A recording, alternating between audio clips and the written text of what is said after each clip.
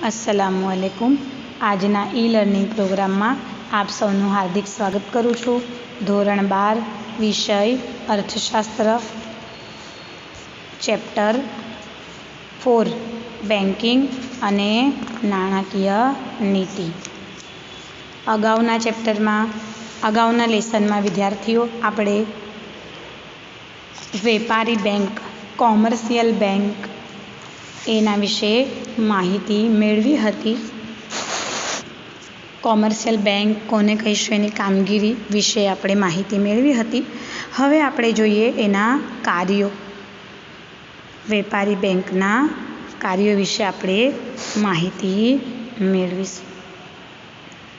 તો વેપારી બેંકો અનેક કાર્યો કરે છે જે આ મુજબ છે। તો વેપારી બેંક બે રીતે કામ કરે, એક છે મુખ્ય કાર્ય અને બીજું છે વેપારી બેંકના ગૌણ કાર્યો। તો સૌથી પહેલાં આપણે મુખ્ય કાર્યોમાં જોઈએ તો પહેલું છે થાપણો સ્વીકારવી, બીજું છે ધિરાણની સવલત પૂરી પાડવી, ત્રીજું ચૂકવણી અને ઉપાડની સવલત પૂરી પાડવાની કામગીરી, ચોથું છે શાખ સર્જનની કામગીરી, પાંચમું છે આંતર બેન્કિંગ વ્યવહાર કરવા। અને ગૌણ કાર્યમાં આપણે જોઈએ તો ગ્રાહકોના એજન્ટ તરીકે સેવા આપવી અને બીજું બદલાતા સમય સાથે આધુનિક સેવાઓ પૂરી પાડવી। તો હવે આપણે જોઈએ પહેલું કાર્ય, જે મુખ્ય કાર્ય છે એનું પહેલું કાર્ય થાપણો સ્વીકારવી। તો પ્રજા પાસે રહેલી જે બચતો છે બેંક એને સ્વીકારે છે। દાખલા તરીકે તમે 10,000 રૂપિયા, 15,000 રૂપિયા બેંકમાં જમા કરાવો કે 50,000 કે લાખ રૂપિયા, તો બેંક એને સ્વીકારે છે। શેના સ્વરૂપમાં? થાપણના સ્વરૂપમાં સાચવે છે। હવે તમારી જે બચતો છે એ બેંક પોતાની પાસે રાખે છે એટલે તમને વ્યાજ ચૂકવે છે। બીજા શબ્દોમાં કહીએ તો થાપણોના સ્વરૂપે પ્રજા બેંકને ધિરાણ આપે છે, જેના બદલામાં બેંક વ્યાજ ચૂકવે છે। હવે થાપણો 3 સ્વરૂપની હોય છે। થાપણોના પ્રકાર, તો થાપણો 3 સ્વરૂપે હોય છે। પહેલું છે ચાલુ ખાતાની થાપણો, બીજું છે બચત ખાતાની થાપણ અને ત્રીજું મુદતી થાપણ, ફિક્સ ડિપોઝિટ। તો હવે આપણે જોઈએ, આ તમારે યાદ રાખવાનું છે, મોસ્ટ આઈએમપી છે થાપણોના પ્રકાર। આ પ્રશ્ન તમને પૂછાશે એટલે તમારે સમજવાનું છે, યાદ રાખવાનું છે। પહેલું છે ચાલુ ખાતાની થાપણ।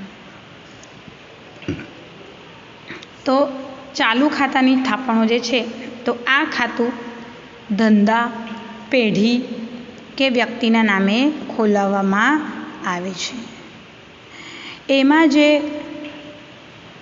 થાપણો એટલે કે નાણું રાખવામાં આવે છે તો બધા પ્રકારની થાપણો કરતાં વધુ તરલ હોય છે। તરલ એટલે કે ધંધા માટે દિવસમાં જેટલી પણ વાર ઉપાડ કરવો હોય તેટલી વાર ઉપાડ થઈ શકે, એના ખાતામાં એમ પૈસા હોય જ, રાખવા જ પડે, તરલ, બરાબર, હાથ પર હોય એમ, નાણું હાથ પર એટલે તરલ। એક ઉદાહરણ આપું તમને,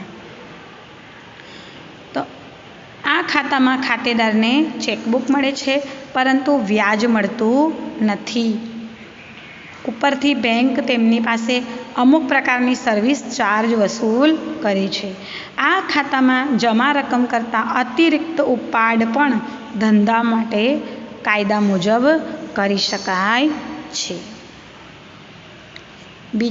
બીજો પ્રકાર છે થાપણનું બચત ખાતાની થાપણ। તો આ ખાતામાં વ્યક્તિઓ પોતાની ટૂંકા ગાળા માટેની બચતો રાખે છે કે જ્યારે પૈસા જોઈએ તો ત્યારે ચેકબુક દ્વારા ઉપાડ થઈ શકે।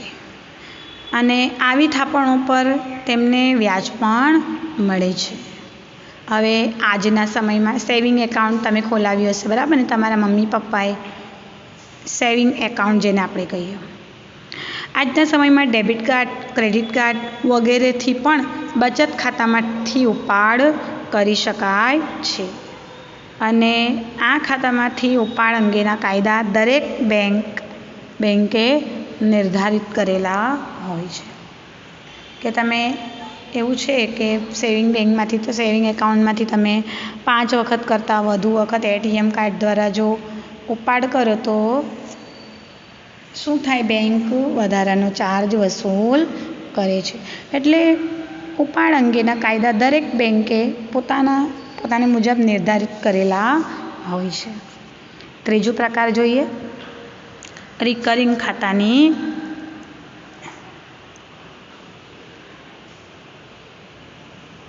આ રિકરિંગ ખાતાની જે સગવડ છે એ પણ થાપણની પ્રકારમાંનો એક પ્રકાર છે. બેંક રિકરિંગ ખાતાની સગવડ આપે છે તો કે જે વ્યક્તિઓ એકસાથે બચત કરવા ન ઈચ્છતી હોય કે ન કરી શકતી હોય તેવા વ્યક્તિઓ દર મહિને કે અમુક સમયગાળા દરમિયાન કોઈ ચોક્કસ રકમ આ ખાતામાં જમા કરાવતી રહે છે. આમ કે વ્યક્તિની થાપણ વધતી જાય છે અને જમા થયેલી રકમ થાપણ પર તેને વ્યાજ મળતું રહે છે. આવી થાપણોને રિકરિંગ થાપણો કહે છે.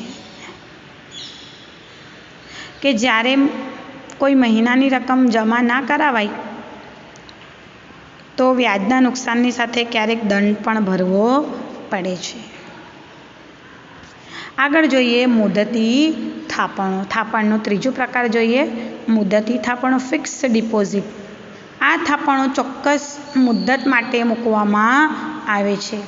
આ થાપણો પર બેંક સૌથી વધુ વ્યાજ ચૂકવે છે.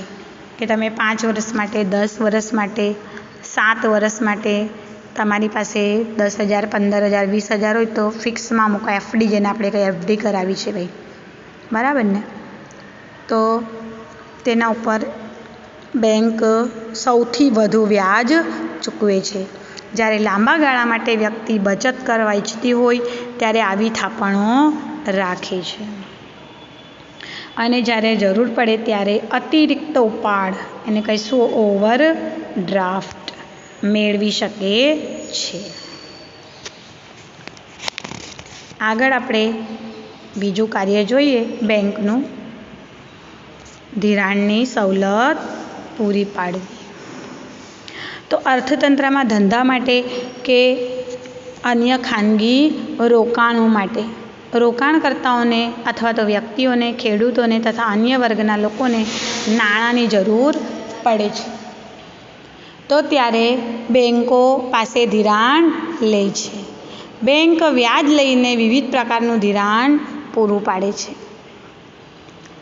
સમયના સંદર્ભમાં ધિરાણ ટૂંકા ગાળાનું, મધ્યમ ગાળાનું કે લાંબા ગાળાનું હોઈ શકે છે.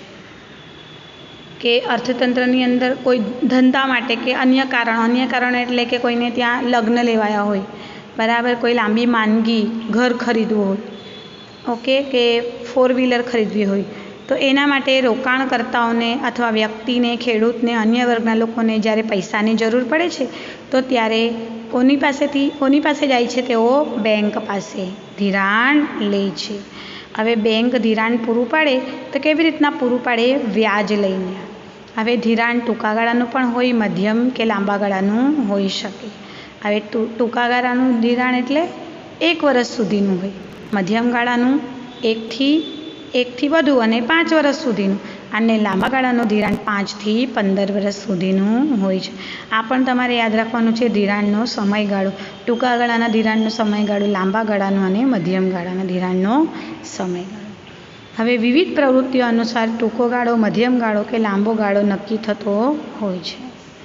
વળી ધિરાણના હેતુઓના સંદર્ભમાં કે લોકો ધિરાણ લે અલગ અલગ હેતુઓ માટે. તો કયા કયા હેતુઓ માટે? કે ખાનગી હેતુ માટે, પોતાનો પર્સનલ હેતુ હોય. મેં તમને એક્ઝામ્પલ આપ્યું કે લગ્ન લેવાયા હોય, કોઈ લાંબી માંદગી, અકસ્માત, અથવા તો ઘર લેવું હોય, બરાબર, 4 વ્હીલર લેવી હોય, એના માટેનું ધિરાણ અને ખેતી માટે અને ત્રીજું ધંધાકીય હેતુ માટેનું ધિરાણ હોઈ શકે. તો દરેક પ્રકારની ધિરાણ માટે વ્યાજના દર અલગ અલગ હોય છે. કે ખેતી માટે ધિરાણ લે ખેડૂત તો એના ઉપર વ્યાજનો દર કેવો હોય? ઓછો હોય. જ્યારે ધંધાકીય હેતુ કોમર્શિયલ હેતુ હોય તો ત્યારે વ્યાજનો દર કેવો હોય છે? ઊંચો હોય છે. ત્રીજું જોઈએ આપણે. ત્રીજું કાર્ય મુખ્ય કાર્યમાં જોઈ રહ્યા છે આપણે ચૂકવણી અને ઉપાડની સવલત પૂરી પાડવાની કામગીરી. તો બેંક ગ્રાહકોને સરળતાથી નાણાંની ચૂકવણી અને ઉપાડની સવલત વિવિધ રીતે પૂરી પાડે છે. કે તમે બેંકમાં તમારી થાપણ મૂકી છે, તમારા પૈસા મૂક્યા છે તમે થાપણ તરીકે, હવે તમને જરૂર પડી તાત્કાલિક અર્જન્ટમાં, તો ત્યારે કેવી રીતના તમે બેંકમાંથી પૈસા ઉપાડી શકો? તો એના માટે બેંક તમને વિવિધ સવલત પૂરી પાડે છે. જેમ કે ચેક દ્વારા, ઉપાડ ચિઠ્ઠી, draft, pay order, debit card, credit card, ATM, automatic teller machine, internet banking વગેરે સુવિધાઓનો સમાવેશ થાય છે. તો આમ અલગ અલગ સુવિધાઓ બેંક તમને આપે છે. આગળ આપણે શાક સર્જનની કામગીરી આ પછીના વિડીયોમાં જોઈશું. વેપારી બેંકના મુખ્ય કાર્યનું ચોથું કાર્ય આ પછીના વિડીયોમાં જોઈશું.